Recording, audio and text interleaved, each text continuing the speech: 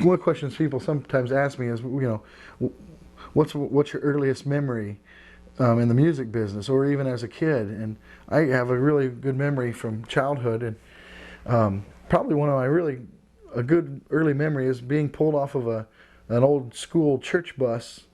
It was on fire, the brakes went out and the thing was going to explode or something. But I was with my dad and my dad's band, and my little brother was with me, and I must have been 3 or 4 and he was only 1. He was just 1 year old. I must have been 3 or 4. And my dad's band was the opening act for the Drifters, all through the southern part of the United States. And so, I mean, you talk about like R&B and soul music. I don't know how much of that I was exposed to. I don't remember much of the shows and the music, but just being around all of that was a major influence. Being on the bus with all these musicians. But yeah, my dad toured with the Drifters, and I mean, if that's a good enough place to start, hey, I'll start right there. I'm a huge Benny King fan, and I love the Drifters, and to know that my dad was playing their music and stuff. And later on in high school, I covered the song "Under the Boardwalk." My band in high school, we used to do that all the time, and I don't know how my dad felt about that. I wonder if that tickled him that we were doing a Drifters tune. He never did say, so I don't know. It was pretty cool. But yeah, the Drifters, my dad. It's pretty neat. So growing up with the music around me, my dad was constantly playing Beatles music and the Rolling Stones, and he had Led Zeppelin, all of the Zeppelin albums, and I enjoyed them, dug them quite a bit. But then later found out, when I got a little older, probably 17, 18, I discovered Willie Dixon, and I realized that Willie Dixon and Howlin' Wolf and Muddy Waters, and I kind of started there, and then I went backwards to Robert Johnson. All of them. The first really rootsy, bluesy band that I discovered on my own, besides the Beatles that were introduced to me by my dad, the Beatles were very bluesy and soulful influenced, and was the Stray Cats, Brian Setzer and the Stray Cats. I must have been 5th grade, 6th, yeah, definitely 6th grade. I figured out I dig the Stray Cats pretty heavily. Loved their sound, their bluesiness, soulfulness, and the whole roots sound of them. Even the hillbilly country blend that they had. I love their hair too, man. I used to. I told the story recently where I didn't realize they made hair gel, and so I snagged some of my dad's shaving cream. And my hair was kind of long, and I would just put shaving cream in my hair. And it was hot. It was summertime, and I ride my bike around in my t-shirt with the sleeves rolled up, trying to be cool, and it gets so hot and sweaty that shaving cream would just melt and just run down my face. Anyway, so Stray Cats, man, I still love Brian Setzer quite a bit. Yeah, my brother and we've been playing together for a while, and my dad, I grew up listening to my dad. It was, hey Dad, pay attention. He was, doing the guitar face. I do it all the time. I zone everybody else out. You forget what's going on, and you're playing guitar. So my dad's a huge influence on lots of things about me. A lot of it's genetic, it's unavoidable, and you see that in your family. So we're pretty close, and the music is a strong tie, binding tie. It's always something we can talk about. Even if we don't always agree about everything, but it's something we can always talk about. Blues music is really based on 3-chord progression, which a lot of classical music is based on the same progression. So it's all really intertwined, and there's a lot of African rhythms that help develop the blues, but it also incorporated a lot of the European influences that were happening. So it all goes together. Listen to Alicia Keys. I can't think of the tune that Alicia Keys does, but she uses Fur-Lee in it. Fur-Lee's, Do you know the tune I'm talking about? Yeah. Anyway, so you've got even pop, R&B, and blues. I mean, you've got Ray Charles in a Kanye West tune right now. It's actually Jamie Foxx doing Ray Charles, but it's all mixed together. Ray Charles did country because he wanted to, and he did it well. And it's just one big huge ball of, it's a thread that ties everybody together, really. It doesn't separate it, it should tie everybody together. The blues doesn't change.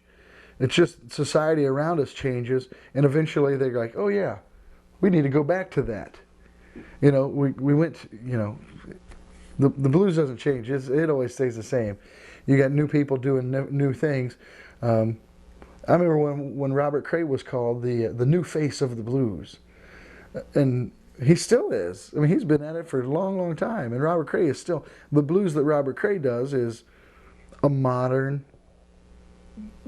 clean, soulful version of, the old school blues, which is newer. It's the new stuff. And I like Robert Cray an awful lot too. Crossroads. It's funny you say that because I don't know if I'm at my major crossroads, but I have definitely, seen a couple of those side streets, and I don't know if what I'm going through now is a major, huge crossroads, but life is trying all the time. I don't have it like the slaves had it. I don't have it like my dad had it.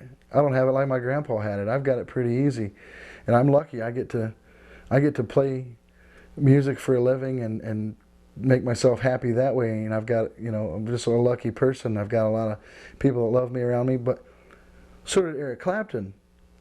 But things happen to you, and it's called life, and that's what the blues is three chords and the truth. Is what they say that about country and blues. It's three chords and the truth. Yeah, my best friend passed away, accident, and so I mean, just things happen to you, and yeah, definitely when things are dramatic, they come out in my writing. So, I write music that's about me and how I feel, and it's a release for me. Every time I play the song that I've written a couple of songs about my friend, and every time I play them, I feel better. And what really feels good is when I know that somebody else is going through the same thing I'm going through or have gone through, and they come up and say, hey, that song you wrote really touched me and has helped me through a difficult time. That's what it's all about right there, because I've been through the stuff I've been through and the stuff we've all been through. Don't you have a soundtrack that goes with that? When when your girl broke up with you, you lost a grandma, whatever has happened, there's a soundtrack that goes with it. And for somebody to tell me that one of my songs is part of the soundtrack of their life, that help them get through some kind of situation, you can't put a sticker price on anything like that. That's what it's all about right there. To tell me that I look like my dad, I'd have to say thank you, and that's obvious, and that's where I come from. So when somebody compares me to somebody else, I take it as a huge compliment. I mean, Stevie Ray Vaughan was a person that I listened to in my late teenage years. I was about 18. I saw Stevie play at the Deer Creek Theater. Stray Cats opened up, so I'm still a huge Brian Setzer Stray Cats fan. I went to see them and Duke Tomato and check out this guy named Stevie Ray Vaughan, and it was probably 1989. Yeah, because a year later he was gone.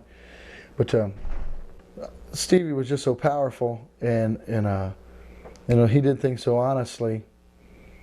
And then come to find out, he had been, the drugs and the drinking and all that had how he dropped that, and he changed it with such force. Really impressed me. I've always been a pretty straight-laced guy, and like to do things as clean and straight as possible. Usually, most of the time I try to keep things together. Most of the time. I'd say 99% of the time I keep things together. But there was something about the way Stevie played that felt so comfortable to me. And so I've really taken Stevie as a jumping point, and I've gone backwards. Stevie taught me Albert King. He taught me about Albert Collins. He taught me about Lonnie Mack, who's right here from the southern part of Indiana, Cincinnati area. He taught me about a lot of organ players too, you know, Groove Holmes, Jimmy Smith, Jimmy McGriff, Kenny Burrell, jazz guys, Wes Montgomery, who's from Indianapolis. You know, it's funny, I had to go to Texas to learn about Indianapolis. So Stevie, some blues purist people aren't big Stevie fans because he was so loud and rock and roll type thing. You know, he was a rock star type thing. But deep down, Stevie was nothing but the blues. And that's good enough for me. Well, I'm a lot more comfortable right now with myself, with who I am and what I'm all about at this point in my life, which makes me a lot more comfortable with playing music and singing. Things progress naturally usually, and you know, if doors aren't opening for you, then that means those doors aren't supposed to open. It's not time for that door to open yet. So I'm just doing what I do. I'm trying to sound as best I can. I'm trying to write as best as I can, and say what I need to say as best I can. I never ever dreamed that I would be making a DVD like this. I never dreamed that I would be recording a live performance at a top club, you know, and I never thought that I would have met as many people as I have. My goal is really to keep growing as an artist, but at the same time, all these other really neat things come along with it. Today's my rock star day. I'm on camera, ooh. And I was like radio station today, and so I didn't plan for this. I don't know what's going to happen in 10 years, and I've had a lot of people approach me. Hey Mike, how come you're not searching for a record label? What's a record label going to do for me right now? I mean, maybe I'm not ready for that. When it's time, it's time. But right now, my main thing is to reach as many people as possible, make a living, be happy. So I don't have a goal for 10 years from now, mainly just to stay sane and stay alive, and to keep playing, keep my fingers. So I didn't, you know, 10 years ago, this right here, right now, today, this wasn't my goal 10 years ago, or even what I've accomplished so far, this wasn't my goal. They were much smaller. And so right now, my goal for the next 10 years is just to keep doing what I'm doing.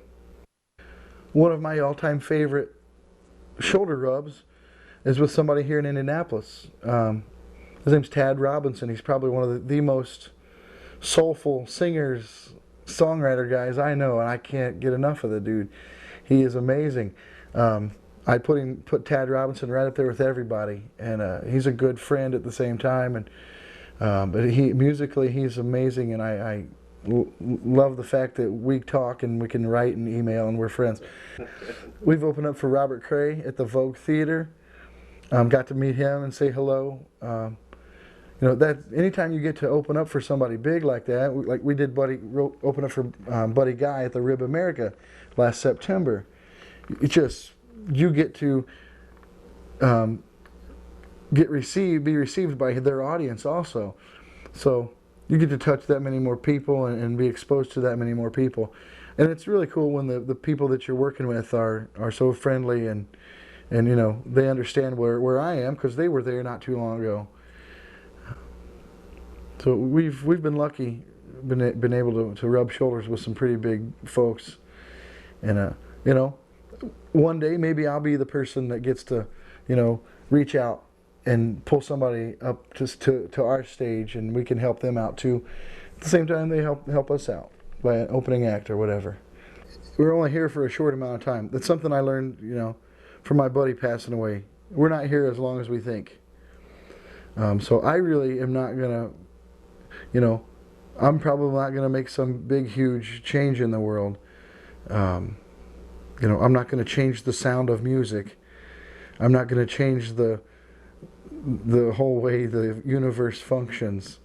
So I guess if I could say anything to my great great great great great great grandkids is to, you know, find out who you are and surround yourself with positive people and try to find out what you're good at and can be happy at and go for it. It's not all about money. You might not be rich monetarily, but you might be rich in other ways.